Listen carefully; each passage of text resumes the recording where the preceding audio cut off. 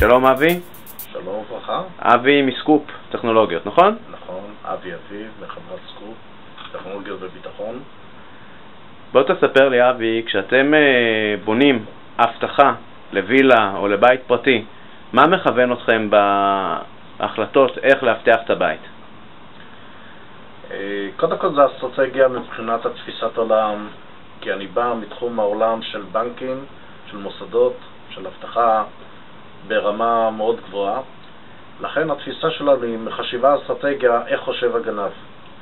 ההתמקדות שלנו זה במספר נושאים שאנחנו מתמקדים בחשוב ביותר ולא בדברים בתכנים התפלים. מה הכי חשוב בדרך כלל?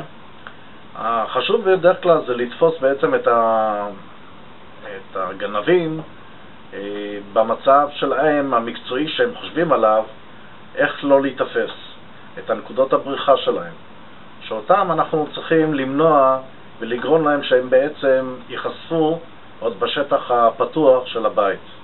מה שאתה מספר שמתוך ניסיון של מערכות אבטחה בבורסה, במוסדות ציבוריים, בבנקים, אתה מיישם את אותו ניסיון היום בבתים פרטיים, בווילות, על מנת למנוע מהגנבים בכלל להגיע לגניבה.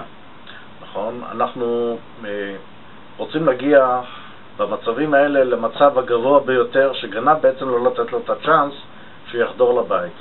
כי ברגע שגנב חודר לתוך הבית, אז הוא מוגן. ואנחנו לא נותנים לו את הצ'אנס הזה בבניית המערכות שלנו ברמה גבוהה, או מבחינת התפיסת העולם, איך גנב חושב. כשאתה מביא את התפיסה הזאת, על מה היא מסתמכת? על איזה שנות ניסיון? כמה ניסיון? כי אני מכיר הרבה שמתעסקים בזה ואומרים אני יודע ואני יודע ואני יודע. מה אתה מביא איתך? קודם כל אני כבר בשנת 74 בתחום הזה של מערכות הזקה.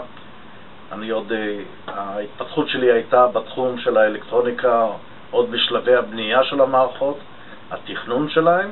אחר כך זה היה בשטח בנושא רמת השירות, ברמה של אני בעצמי אישית בכל הפרויקטים האלה ניגש לאותם לקוחות או לאותם אתרים וחושב בצורה של חשיבה אסטרטגית. כלומר, מה שאתה מספר לנו שיש לך בעצם מעל 20 שנות ניסיון בתחום הזה. למעל 30 שנות. מעל 30 שנות ניסיון בתחום הזה. נכון. אוקיי. אז תודה רבה לך בינתיים. בבקשה. והמשך יום טוב. כל טוב.